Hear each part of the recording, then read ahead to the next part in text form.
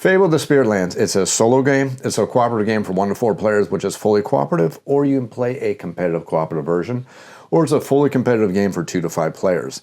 In the game of Fabled, players are each controlling a brotherhood of sages.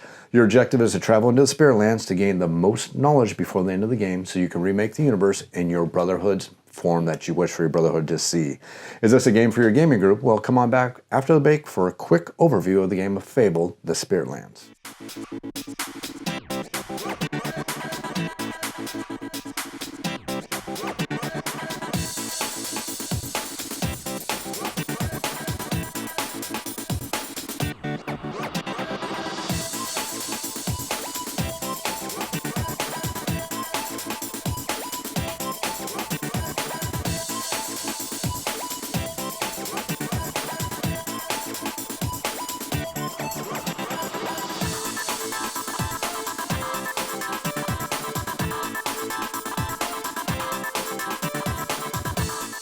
Hey everybody, welcome out to Shell Board Game Reviews. This is a YouTube channel dedicated to our wonderful tabletop gaming hobby, and this video is part of the video series looking at Fabled The Spirit Lands. Now, Fabled The Spirit Lands is a game that is pretty much a kitchen sink style game in a very good way. I'll get to that when I cover my review. But the basic idea of this game is this is a game where players are either playing a solo game, a cooperative game, or a fully competitive game. But the basic objective is every single player is controlling a brotherhood of sages. Your objective is to have the most knowledge at the end of the game, whereas the most knowledge at the end of the game is to be the grand winner of the game. But it's not quite that simple, because this game is also a scenario-based game. So this video is just going to be a quick overview of the standard basic way you play this game. If I was to give you an overview of all the different methods, this video would probably be 3 times as long. And I'm going to give you a rough idea of just how the game plays. But if you want to learn more about the game, learn how to play the game, see some gameplay of the solo and actually the competitive ways to play the game, or just actually see my full review of the game, or if you just want to learn how to play a game because that's the kind of gamer you are, check out my other videos in the series, because I'm going to do a full video series for this game. But that's enough of the chitter chat. Let's bring everything down to the table and explain to you a quick overview of how we play the basic game of Fabled The Spirit Lands. In Fabled The Spirit Lands, every single player is going to control one group of sages, and your objective is to travel through the Spirit Lands in an effort to get books of knowledge. Now, depending on which version of the game you're playing, and when I say version of the game, I'm talking about the 5 different scenarios that come with the game, but depending on different scenario you're playing, the basic way you're going to win most of the time is by having the most books of the sun. Now, there's different scenarios which will change that up. There's one scenario that makes this so if you have any books of the prairies, you're going to score some positive, or you actually get some negatives towards the end of the game. And there's other ones where actually having most of every single style of book is also going to give you victory points. So there are different ways to play the game. Again, this is just a quick overview. But the basic flow of the game is this game is going to play out over chapters, or in other words, played out over rounds. This game has a very nice fantasy feel to it, a very good way of feeling like a storybook that you're playing your way through. It kind of gives you a feeling of the classic never-ending story game in that aspect, because you feel like you're playing through a storybook. But in the start of the game, we're going to have the prologue, where we set up the game and we're going to build the Spirit Land. After we build up the Spirit Land, we're going to take turns going through rounds, or as the game calls it, chapters. We're going to play a certain amount of chapters based on the player count. Once we get to the final chapter, players are going to take their final actions and we're going to add up all the victory points. Whoever has the most victory points based on the books of knowledge is going to be the grand winner of the game. But how do you play the game is what's really cool about this game, because this is a very fast-playing game, has a very quick playing time, but also offers lots of strategy, lots of tactics, and lots of ways you play the game. At the start of every single chapter, i.e. round, I'm going to keep calling chapter because that's the thematic word they use for the game. At the start of every single chapter, what's going to happen is a time tracker is going to advance. The time tracker gets to any one of these special symbols right here, various things are going to happen. We might get special events that are going to come into play. We might gain extra allies. Allies are going to give us permanent powers for the rest of the game, whether they're one-time use powers or powers are going to activate every single round, but those are various different things that are going to happen. And we may even get the chance to level up one of our allies, because all of our allies have 2 powers. They have a basic power they're going to come with, and if you look down below, they have a leveled up power. You're either going to gain an ally, or you may later on get the option of gaining another ally or leveling up one of the allies you may already have. After we move to that aspect, we're going to move on to every single player's individual chapter, and they're going to take their turn, and they're going to get an action phase, they're going to get a movement phase, and we're going to get an oblivion phase. During the start of your round, what you're going to do is you're going to pick one of 4 different actions. The first action you can pick is you're going to take one of your sages, and you move along in the Spirit Lands. Now, the Spirit Lands are very interesting because they're going to keep paths and create these different journeys that we're going to take through these Spirit Lands, and this is basically effectively our player board that we're going to be playing. As we travel through the Spirit Lands, go into various different circular locations.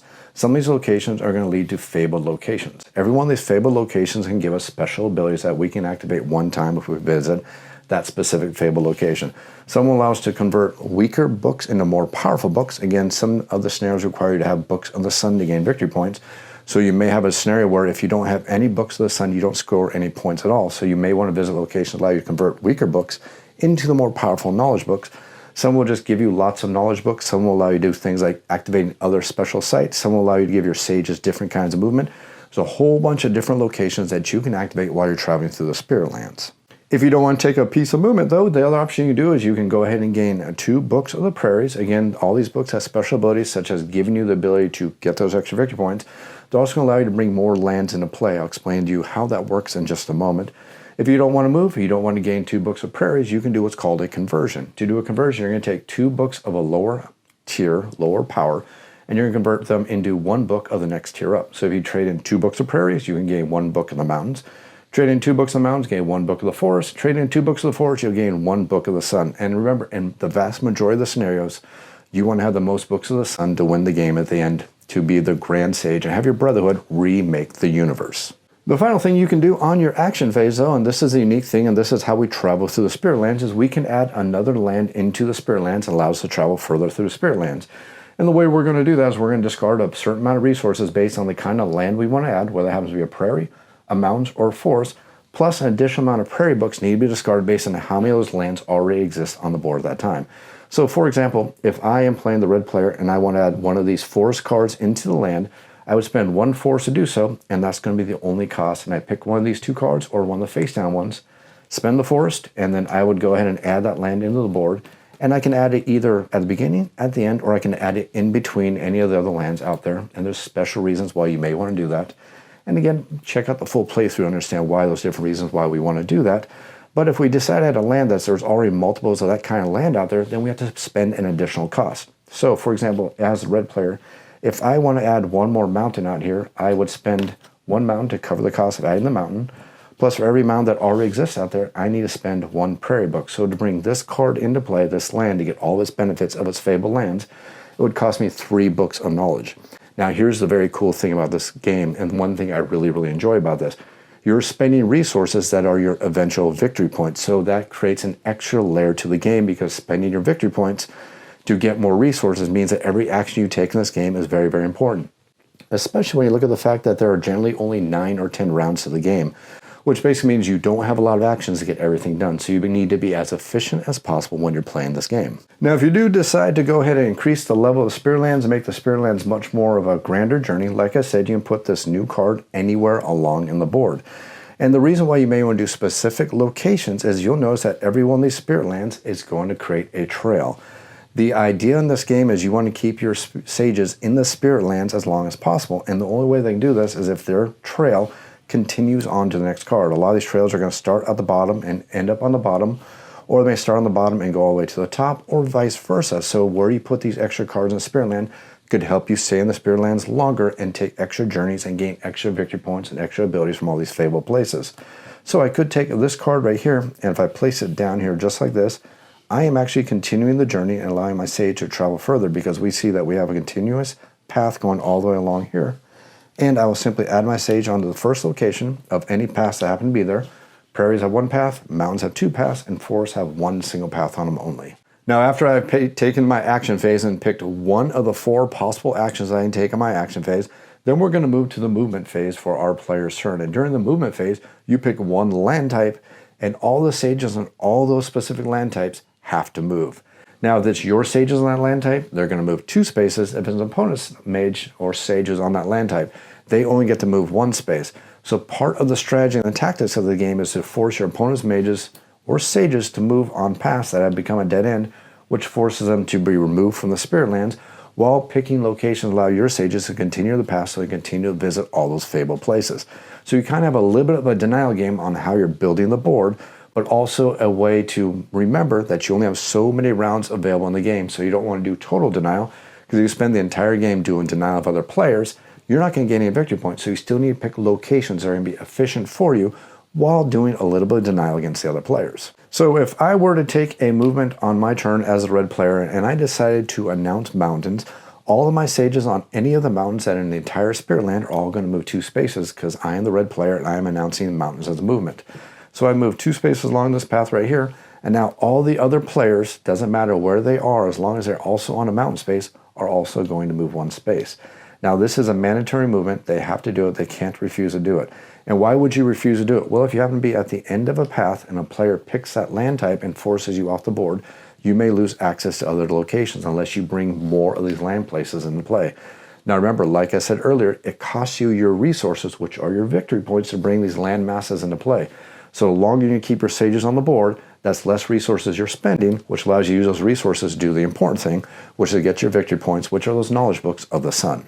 After all of our sages have moved, if they happen to visit any of these magical fabled places and gain any of the resources available on those magical fabled places, after they visit them, they will return to their path and continue on along the path, and the next player's turn will start after we do one little quick cleanup thing. Because at this point, after the movement, if any one of these Spirit Land cards has no sages on it, that land will be removed from the game. It's not shuffled back in any decks, it's actually removed from the game as that landmass goes into oblivion, never to return into this game. So you have this continually evolving game where players are taking actions, either build up the land, gain resources, move their sages to go to various different locations, doing a little bit of denial against the other players in an effort to have the most books of knowledge based on the scenario you're playing to go ahead and win the game. Now the game itself appears deceptively simple because it seems like movement and resource gaining, but adding on to that ability of the game is the fact that all the players are going to start with at least 1 ally and potentially gain up to 3 allies in the game. And every one of these allies gives you special abilities, whether it gives you abilities of adding extra movement, gaining extra resources, converting resources, or doing various different things as you travel throughout the lands, and the fact that you have to make constant decisions. Do you gain a new ally, or do you live up an ally who's working really good synergistically with the abilities that you're using throughout the game? Additionally, there's also going to be event cards. Now, every single game comes with 4 event cards, but you're only going to see 3 events as you play the game, and these events are also going to modify how every single one of these rounds are playing out. And these events are going to stay in play based on these various different segments on the chapter board, which is going to constantly cause these events to go. Because once that event has been replaced, the new event is going to be the new event that's in play only. Now, this has just been a quick overview of Fabled The Spirit Lands. If you have any comments or questions, make sure you leave them down in the YouTube comments down below. I'll do my best to answer those questions as quickly as I can. You can also feel free to email me off-the-shelf board game reviews. That is otsbgr@gmail.com. I do my best to answer those questions as quick as I can.